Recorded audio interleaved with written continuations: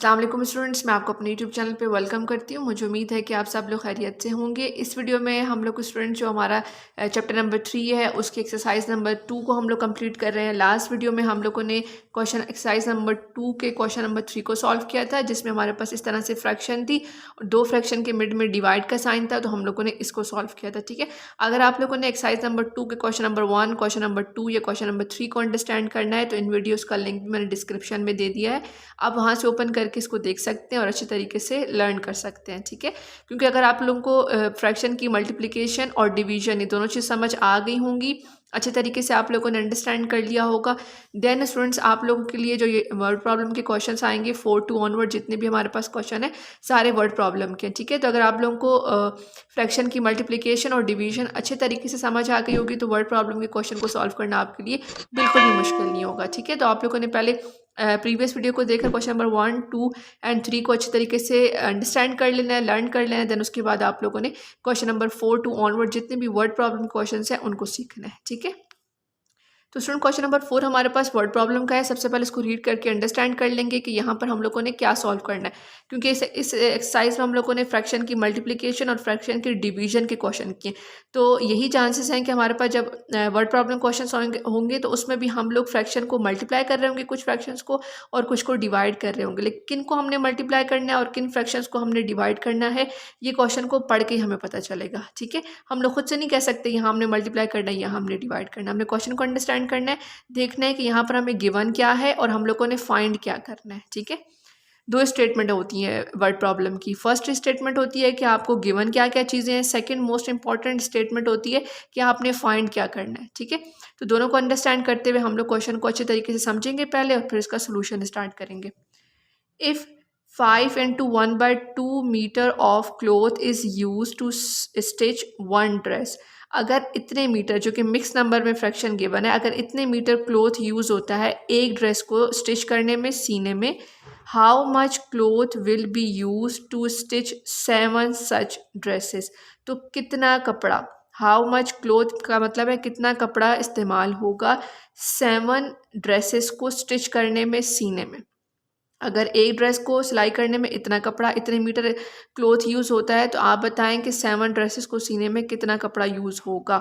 तो स्टूडेंट्स इस 5 into 1/2 को 7 टाइम प्लस करने के बजाय हम लोग क्या करते हैं, मैथ में किसी भी नंबर को अगर हम लोगों ने multiple number of time add करना हो, देखना हो कि टोटल क्या आंसर बनता है, तो हम क्या करते हैं, इस सिंगल वैल्यू को जो हमें गिवन है उसको हम लोग इस बिगर वैल्यू से क्या कर देते हैं, मल्टीप्लाई कर देते हैं। ठीक है, देन स्टूडेंट्स अब इसका सोल्यूशन स्टार्ट करते हैं और वन जो 1 मीटर मतलब जो क्लोथ हमें गिवन है, एक कपड़े की जो मीटर में हमें वैल्यू गिवन है उसको 7 से मल्टीप्लाई करते हैं और अपना सोल्यूशन फाइंड करते हैं। देन स्टूडेंट्स हमारे पास ये वर्ड प्रॉब्लम क्वेश्चन है, तो उसको वर्ड प्रॉब्लम के अकॉर्डिंग हमने इसकी स्टेटमेंट लिखनी है। तो हम किस तरह से लिखेंगे, हम लिखेंगे cloth use to stitch one dress equal to 5 into 1/2 metre. ठीक है, एक जो ड्रेस को सीने के लिए कितना क्लोथ यूज़ होता है हमने वो लिख लिया। देन हम लिखा cloth use to stitch 7 dresses. ठीक है, एक ड्रेस को सीने का क्लोथ हमें बता दिया, हमने 7 ड्रेसेस में यूज़ होने वाले क्लोथ को फाइंड करना है। तो हम एक ड्रेस के बताए हुए क्लोथ के साथ 7 को क्या कर देंगे, मल्टीप्लाई कर देंगे, तो 7 ड्रेसेस में जितना कपड़ा यूज़ होगा वो वैल्यू हमारे पास आ जाएगी। ठीक है, तो इसके सामने हमने क्वेश्चन मार्क लगा दिया। तो ये तो होगी स्टेटमेंट्स। उसके बाद उसका सोल्यूशन स्टार्ट करेंगे कुछ इस तरह से कि हम यहाँ लिखेंगे 5 into 1/2 जो कि ये 1 ड्रेस का क्लोथ था, मल्टीप्लाई बाय 7। ठीक है, फिर हम लोगों ने इसको नीचे रिपीट किया। अब यहाँ पर 7 था, 7 हमें एक होल नंबर के तौर पे गिवन था, तो हमने इसको फ्रैक्शन बनाने के लिए डिवाइडेड बाय या फ्रैक्शन बाय 1 लिख दिया। ठीक है, किसी भी सिंपल नंबर को हम लोग उसको फ्रैक्शन का साइन लगा के नीचे 1 लिखकर फ्रैक्शन की फॉर्म में कन्वर्ट कर सकते हैं, उससे उस नंबर की वैल्यू पे कोई फ़र्क नहीं पड़ता। ठीक है, जस्ट ये होता है कि दोनों वैल्यूज़ एक जैसी हो जाती हैं फ्रैक्शन में। उसके बाद स्टूडेंट्स ये जो हमारे पास लेफ्ट साइड पे नंबर गिवन है फ्रैक्शन में, ये मिक्स नंबर की फॉर्म में था, हमें इसे सिंपल फ्रैक्शन बनाना है। तो हमें बहुत अच्छे तरीके से आ गया इसको कन्वर्ट करना। नीचे वाली वैल्यू को क्रॉस में मल्टीप्लाई करते हैं, 2 5 से मल्टीप्लाई होगा तो 10 आ जाएगा, और इस 10 में ऊपर वाली वैल्यू को हम प्लस कर देते, तो 10 + 1 हमारे पास आ जाएगा 11, और नीचे चूँकि 2 ही मौजूद है डिनोमिनेटर में तो 2 ही रहेगा। देन हमारे पास 7/1 आ गया। उसके बाद इस स्टेप में हम क्या करते हैं स्टूडेंट्स, नंबर को ऊपर नीचे दोनों फ्रैक्शंस में या फिर क्रॉस में, 2 और 7 को, 11 और 1 को। चेक करते हैं क्या इनकी सेम टेबल पे कटिंग तो नहीं हो रही है, क्या दोनों नंबर सेम टेबल पे तो नहीं आते। 11 और 2 को देखें तो ये ऑड नंबर है, ये इवन नंबर है, दोनों सेम टेबल पे नहीं आते। 7 और 1 को देखें तो ये भी दो अलग अलग टेबल्स पे आते हैं, सेम टेबल पे नहीं आते। अगर 11 और 1 को देखें तो ये भी सेम टेबल पे नहीं आते, 2 और 7 को देखें तो ये भी सेम टेबल पे नहीं आते। ठीक है, तो इसका मतलब है इन नंबर्स के ऊपर नीचे या फिर क्रॉस में कटिंग नहीं हो सकती, तो हम कटिंग नहीं करेंगे। अगर नहीं हो पा रही है तो हम इनको आमने सामने मल्टीप्लाई कर लेंगे। आमने सामने हमने सिर्फ मल्टीप्लाई करते हैं, आमने सामने कभी भी कटिंग नंबर्स की नहीं होती। ठीक है, यह बात आपने अच्छे तरीके से याद रखनी है। 11 को 7 से मल्टीप्लाई करना है और 2 को 1 से मल्टीप्लाई करना है। 11 7 हमारे पास आ गया 77 एंड 2 1 2 आ गया। ठीक है, अब जब हमारे पास ये फ्रैक्शन आ गया तो उसको हम लोग डिवाइड करेंगे और उसको मिक्स नंबर की फॉर्म में कन्वर्ट करेंगे। डिवाइड के लिए आ जाएंगे हम लोग अपने रफर कॉलम में। सबसे पहले हम लोग ऊपर वाली वैल्यू को अंदर लिख देंगे और नीचे वाली वैल्यू को बाहर लिखेंगे, जिसका हम टेबल पढ़ेंगे। तो 2 3 6, 7 में से 6 माइनस करें तो हमारे पास 1 आता है। देन उसके बाद ये 7 नीचे आ जाएगा तो 17, 2 8 16, 2 9 18। तो ठीक है, यहाँ पर 18 तो नहीं लिख सकते, 2 से 8 16 लिखेंगे।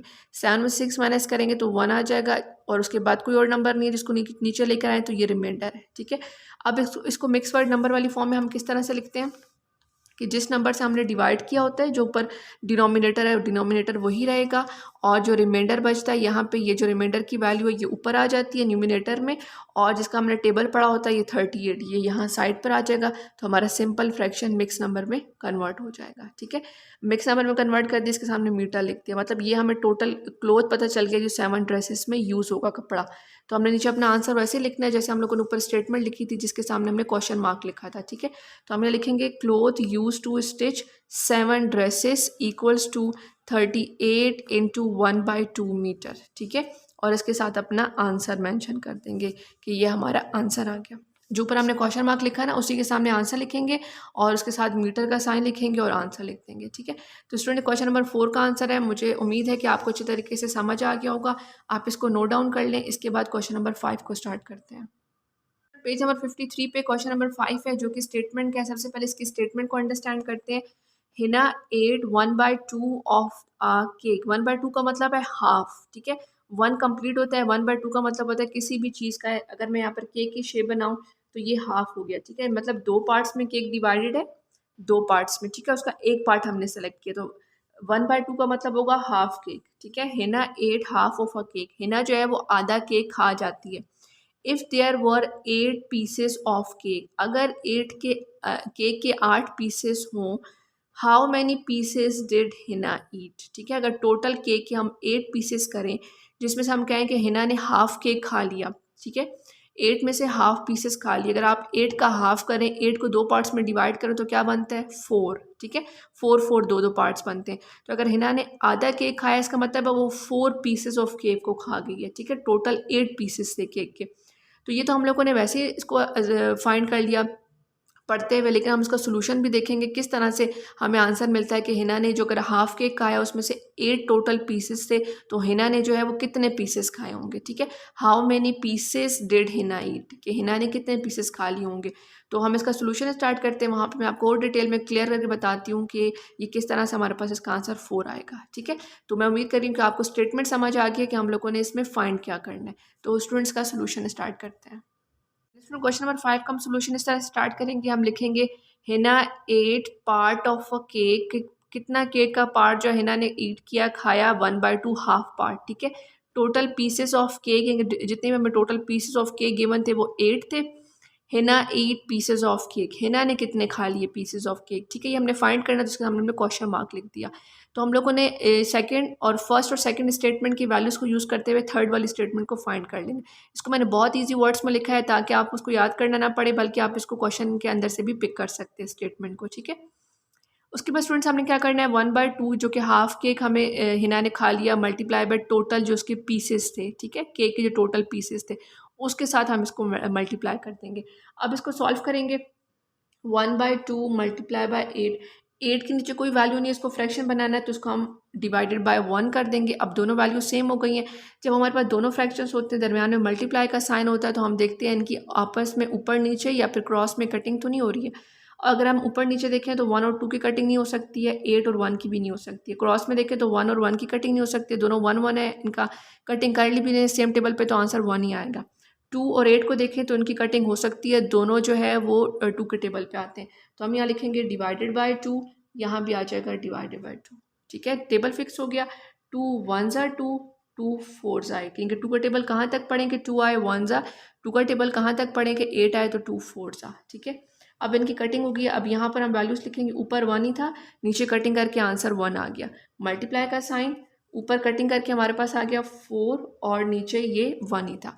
अगर आप अब इनको देखें तो उनके ऊपर नीचे यहाँ पे क्रॉस में कटिंग नहीं हो सकती है, इसका मतलब है अब ये आमने सामने मल्टीप्लाई हो जाएंगे।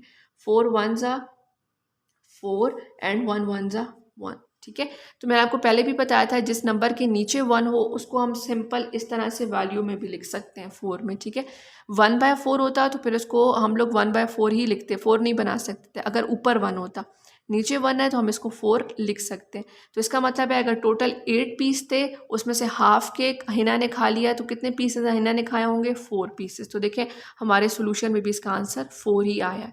अब हम लिखेंगे हिना 8 पीसेस ऑफ केक, अपनी स्टेटमेंट लिखेंगे जिसके सामने हमने क्वेश्चन मार्क लगाया। Hina 8 pieces of cake equals to 4 और ये हमारा आंसर है।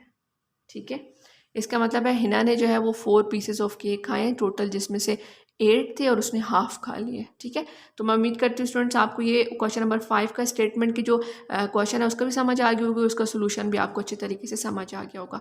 आप इसको नोट डाउन कर लें, इसके बाद हम क्वेश्चन नंबर 6 को स्टार्ट करते हैं।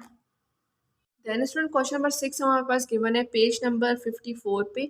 Nida had 3/12 of a pizza. Nida के पास जो पिज़्ज़ा है वो 3/12 है। ठीक है, शी गेव 1/8 ऑफ इट, यानी कि इसमें से 1/8 पार्ट जो है वो दे देती है हर फ्रेंड मदीहा, अपनी फ्रेंड मदीहा को। Find out what part of the whole pizza did Madiha get, यानी कि आप लोगों ने ये फाइंड करना है कि अगर टोटल जो पिज़्ज़ा है वो ये था, इस क्वांटिटी में था 3/12 की फॉर्म में, उसमें से 1/8 यानी कि 3/12 की जो टोटल पिज़्ज़ा है उसके अगर 8 पार्ट करें, उस 8 पार्ट में से 1 पार्ट, ठीक है, 1 पार्ट जो है वो उठा के मदीहा को दे देती है। Then find out what part of the whole pizza did Madiha get, यानी कि टोटल पिज़्ज़ा का कितना पार्ट मदीहा को मिला होगा। तो हम लोग क्या करेंगे, 3/12 को मल्टीप्लाई करेंगे 1/8 के साथ, क्रॉस में या ऊपर नीचे कटिंग देखेंगे, अगर हो रही हो तो हम उसको करेंगे। उसके बाद देखेंगे कि मदीहा को कितना, जो होल पिज़्ज़ा है उसमें से कितना पार्ट मिला होगा। ठीक है, तो स्टूडेंट्स इसका सोल्यूशन स्टार्ट करते हैं, दोनों का आपस में मल्टीप्लाई करते हैं। मल्टीप्लाई करने के बाद इनका सोल्यूशन निकालते हैं कि मदीहा जो है, जो कि निदा की फ्रेंड है, उसको टोटल होल इनके बड़े पिज़्ज़े में से कितना मिला होगा पिज़्ज़ा। ठीक है, तो उसका सोल्यूशन फाइंड करते हैं। तो स्टूडेंट क्वेश्चन नंबर 6 का सोल्यूशन स्टार्ट करते हैं। सबसे पहले हमने लिखेंगे कि Nida had a pizza equals to 3/12। ठीक है, टोटल निदा के पास जो पिज़्ज़ा था हम लोगों ने वो लिख लिया। शी गेव टू मदीहा, उसने मदीहा को कितना दिया, 1/8 पार्ट ऑफ पिज़्ज़ा। ठीक है, part of pizza Madiha get, यानी कि जो मदीहा को कितना पार्ट ऑफ पिज़्ज़ा मिला होगा होल पिज़्ज़ा में से, वो हम लोगों ने यहाँ पर फाइंड कर लेना है। ठीक है, अब हम क्या करेंगे स्टूडेंट्स, जो हमें दो नंबर गिवन है 3/12 और 1/8 को इनको आपस में मल्टीप्लाई करेंगे, इक्वल्स का साइन लिखेंगे यहाँ पर, और अब इनका सोल्यूशन स्टार्ट करेंगे। दोनों सिंपल फ्रैक्शन में, मिक्स नंबर में नहीं है। अब हम लोगों ने अगर सिंपल फ्रैक्शन और दरम्यान में मल्टीप्लाई का साइन हो तो हम देखते हैं नंबर्स ऊपर नीचे या फिर क्रॉस में कटिंग तो नहीं हो रही है। 3 और 12 की आपस में जो है वो कटिंग हो रही है, दोनों 3 के टेबल पे आते हैं। 1 और 8 की कटिंग नहीं हो सकती, दोनों सेम टेबल पे नहीं आते, तो यहाँ हम लिखेंगे डिवाइडेड बाई 3 डिवाइडेड बाई 3। ठीक है, 3 1 ज़ा 3, 3 4 ज़ा 12। कटिंग करने से हमारे पास आ गया, ऊपर बचा 1 और नीचे आ गया हमारे पास 4। ठीक है, अब जो कटिंग करके हमारे पास वैल्यूज आई हम उनको लिख रहे हैं। यहाँ से आ गया 1 4 मल्टीप्लाई बाय 1/8। अब अगर हम इनको ऊपर नीचे देखें, 1/4 1/8 कटिंग नहीं हो सकती, 1 और 8 की कटिंग नहीं हो सकती, 4 और 1 की कटिंग नहीं हो सकती। अगर क्रॉस में कटिंग नहीं हो सकती उनका मतलब है हम इनको आमने सामने मल्टीप्लाई कर लेंगे। इक्वल्स टू 1 1 ज़ा 1 और 4 8 ज़ा, हम इस तरह से लिख लेते हैं। 1 1 ज़ा 1 आ जाएगा और 4 8 ज़ा हमारे पास आ जाएगा 32। अब ऊपर वाली वैल्यू स्मॉल है, नीचे ग्रेटर है, तो इसको हम लोग मिक्स नंबर में भी कन्वर्ट नहीं कर सकते, बस ये इसका आंसर है। इसका मतलब है टोटल जो पिज़्ज़ा है उसके 32 पार्ट्स किए गए और उसमें से 1 पार्ट जो है वो मदीहा को मिला। ठीक है, जो 1/8 से हमें समझ आ रही थी, अगर 8 पार्ट हो उसका 1 जो पीस है, स्लाइस है, वो मिला मदीहा को। तो इससे भी हमें यहाँ पर शो हो गया कि टोटल पिज़्ज़ा के 32 पीसेस थे, उस 32 में से जो 1 पार्ट मिला मदीहा को, वो यहाँ पर ऊपर वाली वैल्यू बता रही है हमें। ठीक है, तो हम लिख देंगे part of pizza Madiha gate,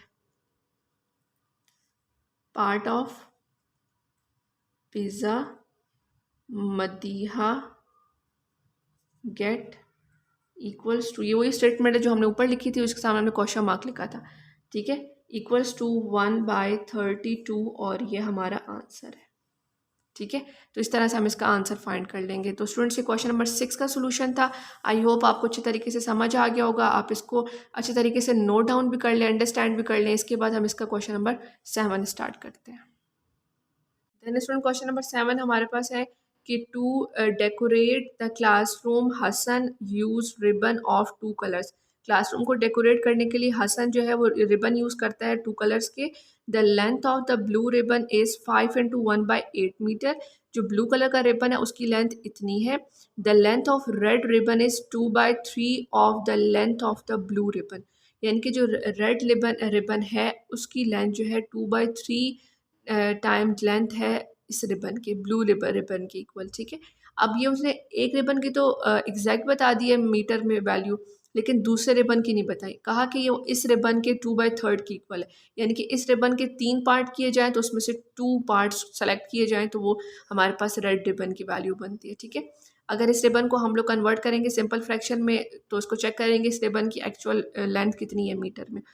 उसको अगर हम मल्टीप्लाई कर लें 2/3 के साथ तो हमें लेंथ ऑफ रेड रिबन मिल जाएगी। ठीक है, इसका मतलब है कि ब्लू रिबन को अगर आप 3 पार्ट्स में डिवाइड करें, उसमें से 2 सेलेक्ट करें तो वो रेड रिबन की लेंथ बनती है। ठीक है, अब हम इसका सोल्यूशन भी फाइंड करेंगे और उसको देखेंगे भी कि रेड रिबन की एक्चुअल लेंथ कितनी है। अच्छा, अब ए और बी 2 पार्ट्स हैं। ए पार्ट में हमें फाइंड करना है what is the length of red ribbon. देखिए पहला ही पार्ट हमसे पूछा गया है कि आप फाइंड करें रेड रिबन की लेंथ, तो हम इस नंबर को इसके साथ मल्टीप्लाई कर लेंगे। ठीक है, तो हमारे पास रेड रिबन की लेंथ आ जाएगी। देन सेकंड क्या फाइंड करना है, find the total length of both ribbon. जब इस वाले ए पार्ट में रेड रिबन की एक्चुअल लेंथ आ जाएगी, उस एक्चुअल लेंथ को और ये जो ब्लू रिबन की असल वाली मीटर में लेंथ गिवन, इन दोनों को आपस में प्लस कर देंगे तो total length of both ribbons आ जाएगी हमारे पास। ठीक है, ब्लू तो ऑलरेडी गिवन है, लेंथ 5 × 7/8 मीटर्स, और रेड रिबन की कहाँ से आ जाएगी टोटल लेंथ, इस वाले ए पार्ट में से। फिर इस ब्लू वाले इस वैल्यू को और ए पार्ट में जो रेड रिबन की वैल्यू आएगी उन दोनों को आपस में ऐड करेंगे तो total length of both ribbon, दोनों रिबन की टोटल लेंथ हमारे पास आ जाएगी। बी पार्ट सॉल्व हो जाएगा। ठीक है, तो मैं उम्मीद करती हूँ आपको ये अच्छे तरीके से 7 क्वेश्चन की स्टेटमेंट समझ आ गई है। तो अब इसका सोल्यूशन स्टार्ट करते हैं।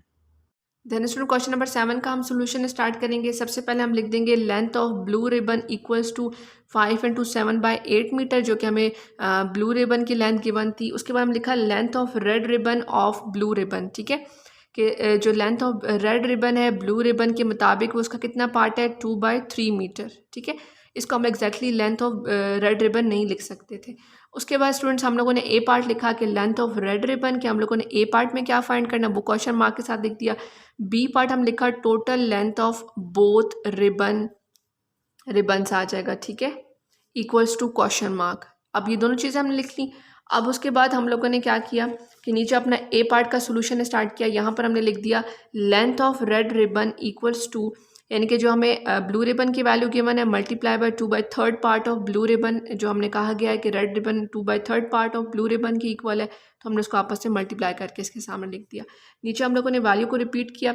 ये जो ब्लू रिबन की वैल्यू थी मिक्स नंबर में थी और ये सिंपल फ्रैक्शन में। ठीक है, सबसे पहले हम लोगों ने मिक्स नंबर को सिंपल फ्रैक्शन बनाना है, तो 8 को हम लोग मल्टीप्लाई करेंगे 5 से। 8 5 40, 40 में ऊपर वाली वैल्यू जो है वो प्लस कर देंगे, 40 में 7 प्लस हो जाएगा तो ये वैल्यू बन जाएगी 47, और नीचे इसके 8 है तो 8 ही आ जाएगा। मल्टीप्लाई बाय ये 2/3 एज इट इज़ नीचे आ जाएगा। ठीक है, जब हमारे पास ये सिंपल फ्रैक्शन आ जाएगा स्टूडेंट्स, फिर हम देखते हैं कि वैल्यूज़ की ऊपर नीचे फ्रैक्शन में या फिर क्रॉस में कटिंग तो नहीं हो रही है। 47 और 8 की कटिंग नहीं हो सकती, सिमिलरली 2 और 3 की कटिंग नहीं हो सकती, दोनों सेम टेबल पे नहीं आते। फिर हमने क्रॉस में चेक किया तो 3 और 47 की कटिंग नहीं हो सकती, ये भी सेम टेबल पे नहीं आते। 8 और 2 को हमने देखा तो इनकी कटिंग हो सकती है, दोनों 2 के टेबल पे आते हैं। तो हमें यहाँ लिखा डिवाइडेड बाय 2 डिवाइडेड बाय 2, तो 2 1s आर 2 और 2 4s आर 8। ठीक है, कटिंग करने के बाद हमारे पास आ गया 47 ऊपर था, नीचे कटिंग करके 4 आ गया, मल्टीप्लाई का साइन, कटिंग करके यहाँ से आ गया 1 और नीचे ऑलरेडी 3 मौजूद था। ठीक है, फिर अब मजीद कटिंग नहीं हो सकती, ना ही ऊपर नीचे कटिंग हो सकती है इन वैल्यूज़ की, ना ही क्रॉस में हो सकती है। ठीक है, कटिंग नहीं होगी तो उनको आमने सामने मल्टीप्लाई कर देंगे। 4 7s आर 1, 4 3s आर 12। ठीक है, तो उनको इस तरह से लिखकर फिर आमने सामने मल्टीप्लाई करते हैं, 47 डिवाइडेड बाय 12। ठीक हो गया। अब अपने स्टूडेंट्स क्या करना है, इस वैल्यू को जो कि हमारे पास फ्रैक्शन में आ गया, इसको मिक्स नंबर में कन्वर्ट करना है। आएंगे अपने यहाँ पर रफर कॉलम में, जो नीचे वाली वैल्यू है डिनोमिनेटर में 12 उसको बाय लिखेंगे एंड 47 अंदर आ जाएगा। 12 3 36 आता है, 12 4 48 ग्रेटर हो जाता है, तो हम यहाँ पर 12 3 36 यूज़ करेंगे, ऊपर 3 आ जाएगा, नीचे 36, माइनस करेंगे दोनों को तो 11 आ जाएगा जो कि रिमाइंडर है। फिर हम अपनी मिक्स नंबर की फॉर्म बनाते हैं। कैसे बनेगी, फ्रैक्शन का साइन, जिस नंबर से डिवाइड किया हुआ 12 वो एज इट इज़ आ जाएगा, जो रिमाइंडर की वैल्यू है वो ऊपर टॉप पे चली जाएगी, और जो हमने 12 का टेबल पढ़ा होता है वो हमेशा साइड पे वैल्यू आ जाती है, तो सिंपल फ्रैक्शन कन्वर्ट हो जाता है मिक्स नंबर में। तो हमने इसका स्टेटमेंट इस तरह से लिखनी है कि length of red ribbon equal to 3 × 1/12 metre. ठीक है, यहाँ पर छोटा सा मीटर भी लिखते हैं कि लेंथ ऑफ रेड रिबन जो है इसके इक्वल है। अब जो बी पार्ट है हमारा, उसमें गिवन है हमें कि total length of both ribbon, ये जो हमें गिवन है 5 × 7/8, ये ब्लू रिबन की लेंथ थी, और अब इस क्वेश्चन को सॉल्व करने के बाद हमारे पास आ गई है रेड रिबन की लेंथ। ठीक है, 3 × 11/12। अब इन दोनों को हम लोग ऐड करेंगे और टोटल जो दोनों रिबन्स की लेंथ है उसको फाइंड कर लेंगे। तो आप ए पार्ट का सोल्यूशन नोट डाउन कर लें, इसके बाद इसका बी पार्ट स्टार्ट करते हैं। Then student, part number B में हमें total length of both ribbons find करना है, तो हमने इन दोनों की लेंथ को प्लस करना है। ये ब्लू रिबन ऑलरेडी गिवन था, रेड रिबन की लेंथ हमने फाइंड की थी, मिक्स नंबर में थी, हम लोग को इनको लिखा, दरमियान में प्लस का साइन आ गया। ठीक है, अब ये चूंकि मिक्स नंबर में थे, हमें कन्वर्ट करना है फ्रैक्शन में। 8 को मल्टीप्लाई करेंगे 5 से, 40 में 7 प्लस कर देंगे तो 47, नीचे 8 है तो 8 ही रहेगा, प्लस का साइन।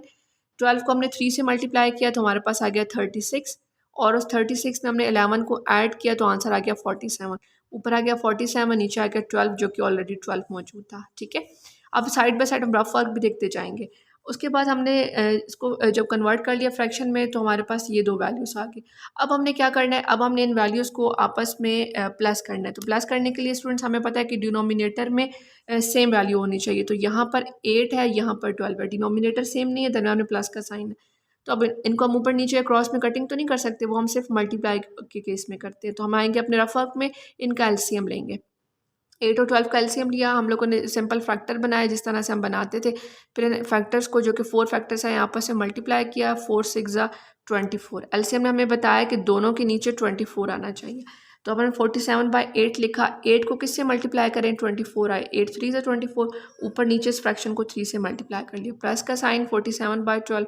12 को किससे मल्टीप्लाई करेंगे, 24 आ जाए हमारे पास, 12 2 24, ऊपर नीचे इसको 2 से मल्टीप्लाई कर लिया। ठीक है, अब फ्रैक्शन हम सेम कर रहे हैं, नीचे वाला डिनोमिनेटर को, 47 को 3 से मल्टीप्लाई किया, रफ वर्क कॉलम में आएंगे, 47 मल्टीप्लाई बाई 3 आ गया 141, ऊपर लिख दिया, और 8 3 24, प्लस का साइन, 47 2 हमारे पास आ गया 94। ठीक है, रफ वर्क में हम इसको करते जा रहे हैं, ये आ गया 94, और 12 2 24, दरम्यान में प्लस का साइन।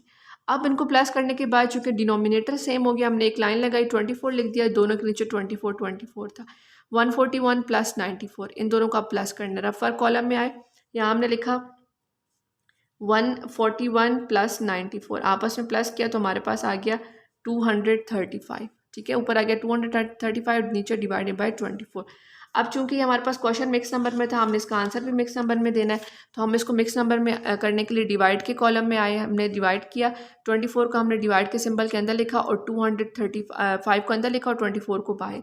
24 का टेबल 9 तक हमने पढ़ा, 235 आ गया, और 24 10s 240 ग्रेटर हो रहा था इससे, तो हम लोगों ने इसको यूज़ करना है। ठीक है, ये वाली कि हमें 24 9s 216, इसको हमने यूज़ किया, तो यहाँ लिखा 24 9s 216, इनको आपस में कैरी लेकर माइनस किया तो 19 आ गया। ठीक है, रिमाइंडर। अब हम इसको लिखेंगे कैसे कि 24 से हम डिवाइड करते हैं, 24 एज इट इज़ नीचे, जो रिमाइंडर की वैल्यू होती है वो ऊपर चली जाती है, और जहाँ तक हमने टेबल पढ़ा होता है कि 24 9s है, तो ये 9 की वैल्यू साइड पर आ जाती है। इसका मतलब है 9 × 19/24 मीटर जो है हमारे टोटल ब्लू और रेड रिबन की टोटल लेंथ है। ठीक है। तो इस मेथड से हम लोगों ने अपने जो total length of both ribbons है उसको भी फाइंड कर लिया। तो मैं उम्मीद करती हूँ स्टूडेंट्स आपको क्वेश्चन नंबर 7 का बी पार्ट भी बहुत अच्छी तरीके से समझ आ गया होगा। ये इसका होल सोल्यूशन है step by step rough work column के साथ। आप इसको अपने पास नोट डाउन कर लें, अंडरस्टैंड कर लें, प्रैक्टिस लाजमी कीजिएगा ताकि आपको इसको अच्छी तरीके से समझ आ जाए। स्टूडेंट्स आप इसको नोट डाउन कर लें, इसके बाद इसका नेक्स्ट क्वेश्चन स्टार्ट करते हैं। देन स्टूडेंट्स हमारे पास क्वेश्चन नंबर 8 है। इसमें हमने फाइंड करना है find the number which result is this. ऐसे नंबर से मल्टीप्लाई करें जिसका रिजल्ट ये आए व्हेन मल्टीप्लाई बाय दिस। ठीक है, अब ये हमने स्टेटमेंट में क्या बता रहे हैं कि आप लोग एक नंबर को मल्टीप्लाई करें 6 इंटू 1/6 से, इस वाले नंबर से, और उसका रिजल्ट क्या है, फाइनल आंसर क्या है, which is equal to 4 into 5/9। ठीक है, इसका मतलब है हम लोगों ने ये वाला नंबर फाइंड करना है जिसको अगर हम लोग 6 इंटू 1/6 से मल्टीप्लाई करें तो हमारे पास ये नंबर आ जाए।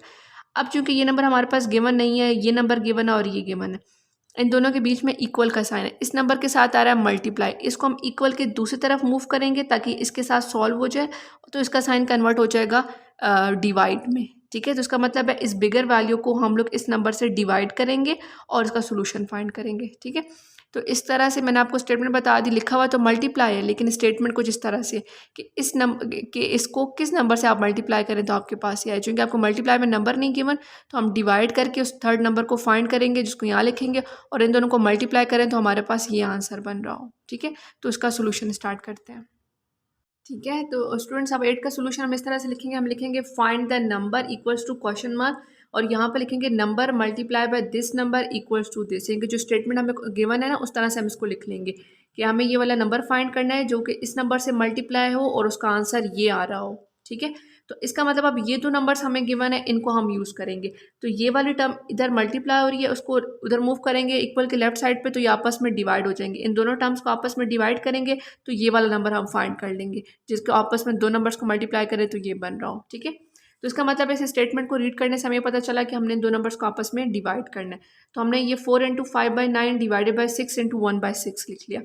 अब हमने क्या करना है, इसको कन्वर्ट करना है मिक्स नंबर से फ्रैक्शन में। तो 9 4 से मल्टीप्लाई होगा, 9 4 हमारे पास आता है 36 और 36 में ऊपर वाली वैल्यू को हमने प्रेस कर देना है। तो 37 38 39 40 41 ऊपर आ जाएगा 41 डिवाइडेड बाय नीचे 9 था 9 ही रहेगा, डिवाइड का साइन।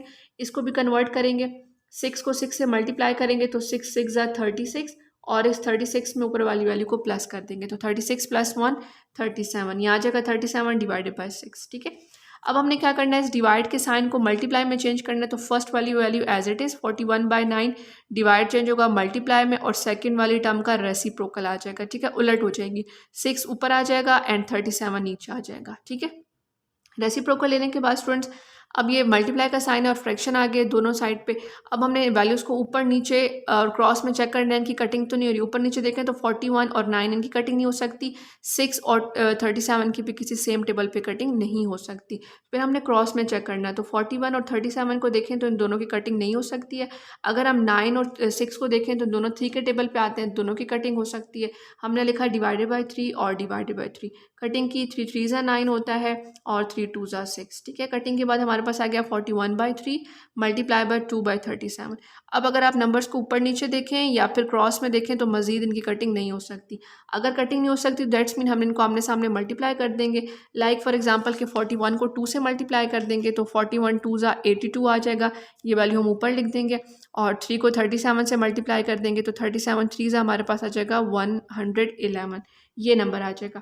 इसका मतलब है कि हम लोग अपना सोल्यूशन लिखेंगे कि 82 divided by 11 multiply by 6 into 1/6 equals to 4 into 5/9। ठीक है, तो अगर आप लोग इन नंबर्स को आपस में मल्टीप्लाई करें तो आपके पास यही आंसर आता है। तो हम अपना आंसर लिख देंगे कि ये हमारा आंसर है जिसको हमने फाइंड करना था, जिसके हम ऊपर क्वेश्चन मार्क लगाया था कि ये वाली स्टेटमेंट फाइंड करनी है जो मल्टीप्लाई हो 6 इंटू 1/6 और उसका आंसर बन रहा हो 4 इंटू 5/9।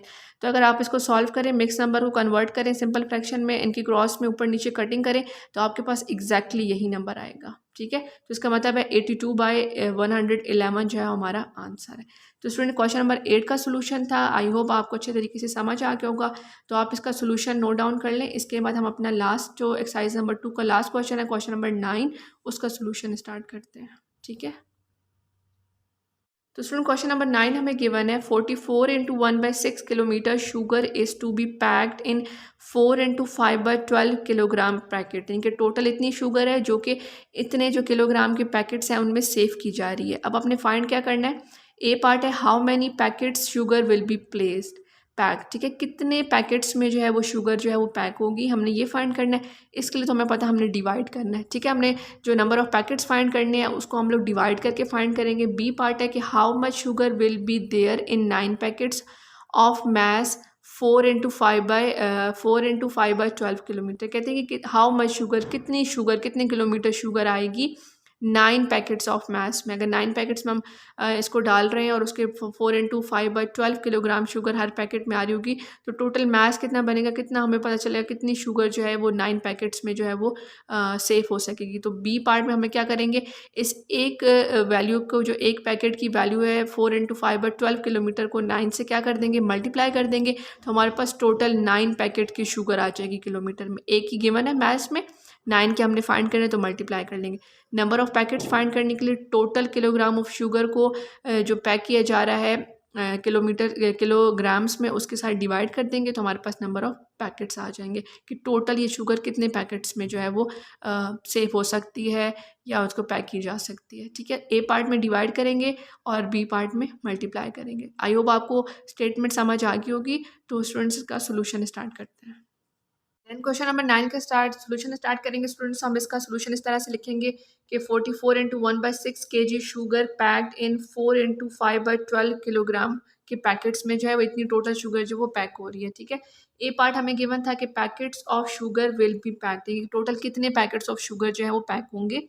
बी पार्ट में फाइंड करना था sugar in 9 packet mass 4 into 5/12, इनकी जो पैकेट का साइज़ है वो इतने में हमें गिवन है मैस में, और 9 पैकेट हमने पैक करना है तो टोटल कितनी शुगर उसमें पैक होगी। तो इस वाले पार्ट में तो हम लोग इस टोटल को इस पर डिवाइड करेंगे तो हमें नंबर ऑफ़ पैकेट्स पता चल जाएंगे जितनी वो शुगर पैक होगी, ठीक है।